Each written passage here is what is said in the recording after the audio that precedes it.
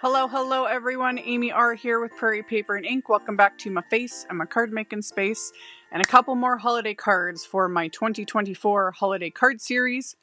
I'll have a link at the end of this video in the end screen to my 2024 holiday card playlist. I've already got quite a few videos in there because I did include any of the ones I did during Stamptember, even though those sets are no longer available, the ideas and, the brand, etc. And for today's cards, we're going to do some metallic watercolor on black cardstock. I've actually done this many times over the years. I just haven't done it with this specific set of watercolors. And the results are just, love it. So, as always, I will have links to everything I used in the description box below the video.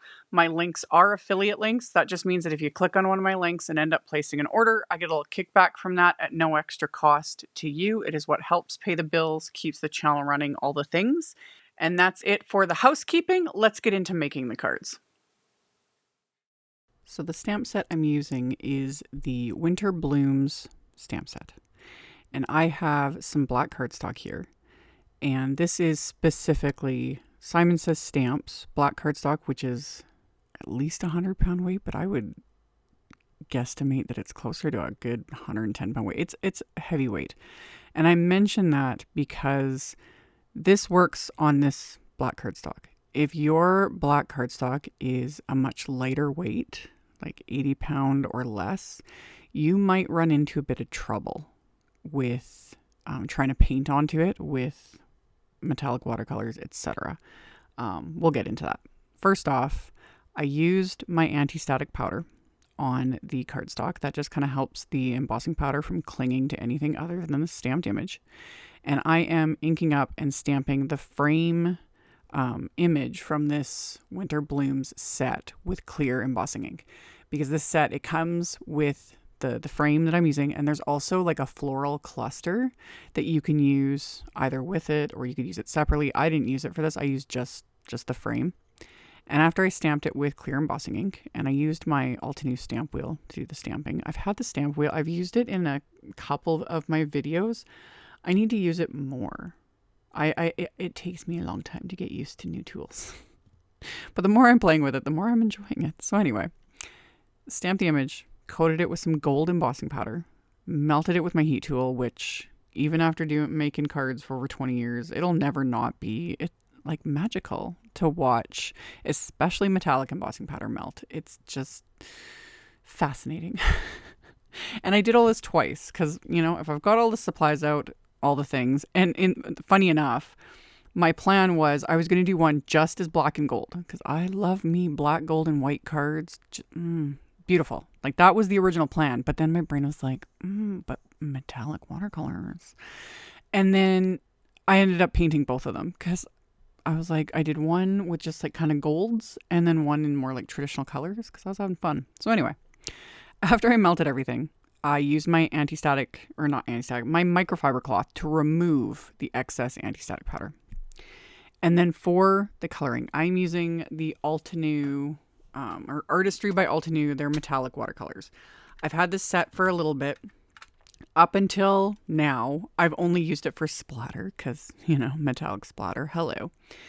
And I wanted to paint with it because these colors are shiny and my inner magpie was curious. I gotta say, I'm loving it. Anyway, I put water in like the colors I was originally planning on using. And with any brand of metallic watercolor that I've used, and I've used many, you need to really like work the water into the wells. It's not like your traditional watercolors where you can just, touch a wet brush to the pan and pick up color like immediately. With metallics, just the way they are, you need to either let the water sit for a good while, like let it like soak in, or just work it really well with your brush, which you see me doing. That's just how they are. And then I just paint. And it's simple. I've super sped this up in editing, but it legit is simple. Anyone can do this. I'm not doing any special, layering or blending or light sources or anything. I am just filling in the images with, the different colors I chose. So with this first one, it was like golds, I used kind of the shimmery white color, and then I ended up bringing in like the coppery color too. And oh, love it. Love it. I'm also getting like splotches of water on here because up in the upper right off screen, I have my jar of water that I like swirl my brush in to clean in between colors. And I always get a little aggressive with that. And I'm like flinging water everywhere, which not a big deal. You know, it dries. It's not a big deal. So what I was saying about the cardstock, I have never had a problem using metallic watercolors on just plain black cardstock. Out on the market, there is black watercolor paper. I have some. I've honestly never used it because I've never had a problem with this. But like I was saying earlier, if your cardstock is thinner, you might run into a problem. You might not, because doing this and painting like this, I'm not adding a lot of water. You know, I'm just getting the metallic color, watercolor wet, picking it up with a brush, and then just painting it on. And I don't keep going back over it either, because normally when you're watercoloring, you know, you're adding extra water, you might be going back and adding layers, etc. And that's why you need watercolor paper, because it needs to be able to absorb a lot of liquid.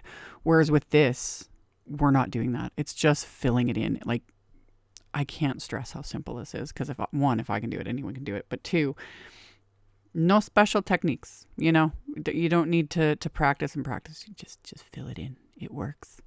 But this stamp set also just looks gorgeous, like heat embossed, you know, metallic heat embossing. Heat embossing this with white on the black would look amazing, or just other dark color cardstocks, you know, deep red, emerald green, navy blue. Oh, that was my original plan with this. And then my brain jumped to, well, what about black cardstock? And then, well, what about metallic watercolor? But so many options. So that first one I did the golds, and then this one I did a lot of the colors in this palette. And this is where I was like, oh yes. Because again, I have used many metallic watercolor palettes over the years. I love them. They're all fun. But some of them have a very kind of chalky look at times, just the different fillers that are used when making them. This set does not have that. And I've used almost all the colors. Just doing this, you know, these two cards in the watercolor, and it doesn't have that chalky cast to it. Not that any of that's the end of the world. I just thought I would mention that. I am loving this palette. And yeah, these were so fun to color in, and it didn't take that long, even without the sped up, you know, editing in post. So once they were dry, which again, didn't take very long because I wasn't adding much water, I used the coordinating wafer die, which die cuts this into a literal frame. And you could easily make this into a shaker card. That is another great option. Just back this with acetate, pop it up with foam tape, fill it with your shakery bits. It'd be amazing. I didn't do that because I'm going more for like the texture and the metallics. So after I had die cut those, I took the center like leftover pieces of cardstock, and I am going to heat emboss a sentiment from another Picket Fence set. This is Picket Fence set. This is the Deck the Halls stamp set, and a little fiddly trying to line up this like scraggly piece of cardstock, but waste not, want not. So I used my anti-static powder tool on those pieces of cardstock as well, and then stamped the big Joy to the World sentiment with the clear embossing ink, and then I used the same gold embossing powder, coating that, and then repeat the process on the second piece. And I was just making sure that I had enough margin around the sentiment. That's what I kept checking, so that, because I'm going to die cut this with the coordinating wafer die as well, because there is a coordinating die set for the sentiment set. So after I got the embossing powder in place, same thing, melt this with my heat tool. Ooh and ah over the magic of it all. I love it.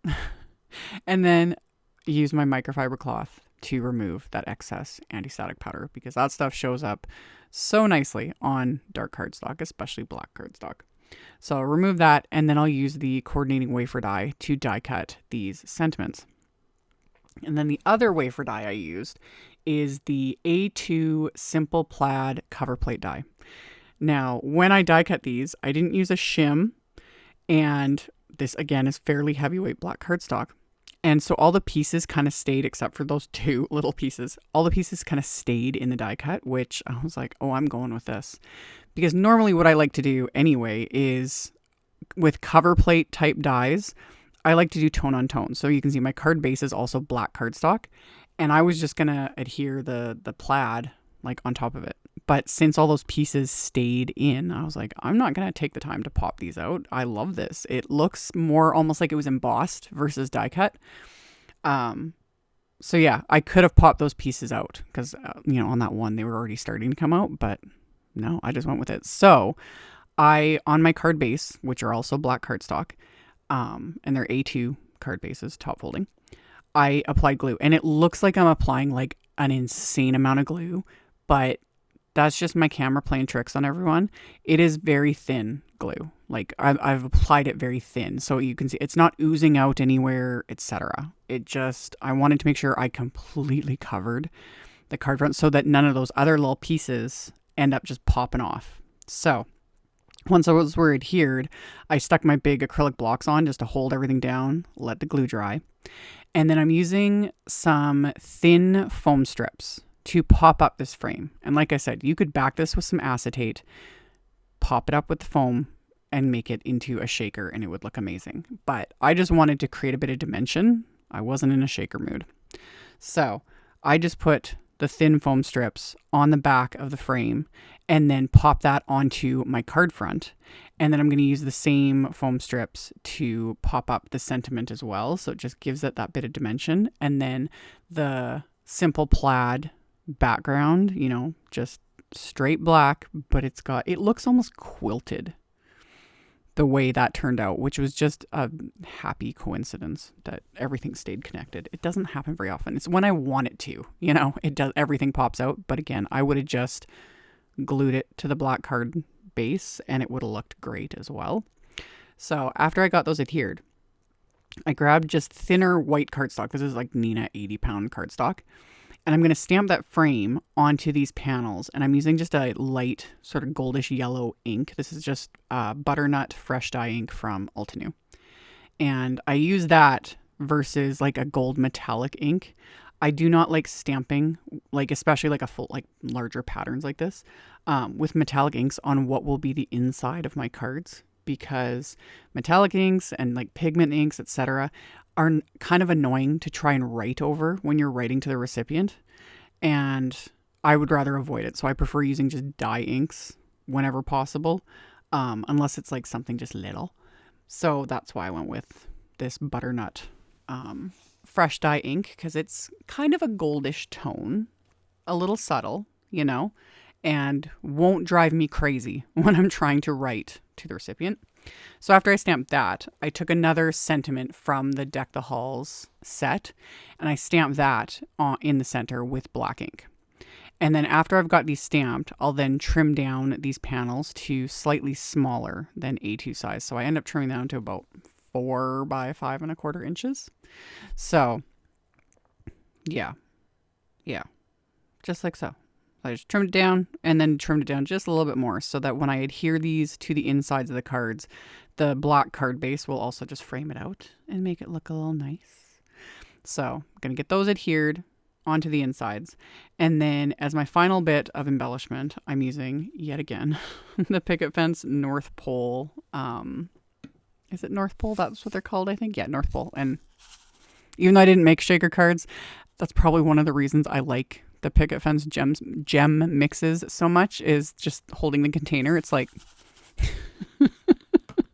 I'll just sit here and play with them. Anyway, I added some of those because there's some like clear ones and some kind of gold tone in there. So that was perfect. I was like, ooh, I'll use those on this card. And then there's like red ones and green ones, it's just a good Christmas mix. And I'm going to use those on the other card. So I just use little dabs of my craft tacky glue and then pop those little gems into place, just picking them up with my little embellishment wand and then pressing them into the glue. And then I just need to let the glue dry and these cards will be complete. So there we go. Got the last one there, let the glue dry. And there I've got 2 black and gold and metallic holiday cards with that texture. And it almost looks like it's quilted. I really like that. You can't go wrong with a plaid anyway. And plaid wafer dies are just super fun. So as always, Thank you all so much for hanging out with me during this video. I hope you enjoyed. And like I mentioned in the intro, I will have links to all of the things in the description box below the video, so you can check that out below if you are interested. And yeah, thanks for watching, for thumbs upping and commenting. That does help a lot. It just tells the robot overlords you like what you see, you know, the algorithms, all the things. And subscribe if you haven't. We'd love to have you. And I'll see you all very soon in the next video. Bye. Thank you so much to my amazing Patreon supporters. For anyone that might be interested in joining my Patreon community and supporting me, the link to my Patreon is in the description box below the video. For everyone else, as always, thank you all so much for taking the time to watch my videos, for thumbs upping, commenting, subscribe if you haven't, I'd love to have you. And here's a couple other videos for you to check out in case you missed them. Bye!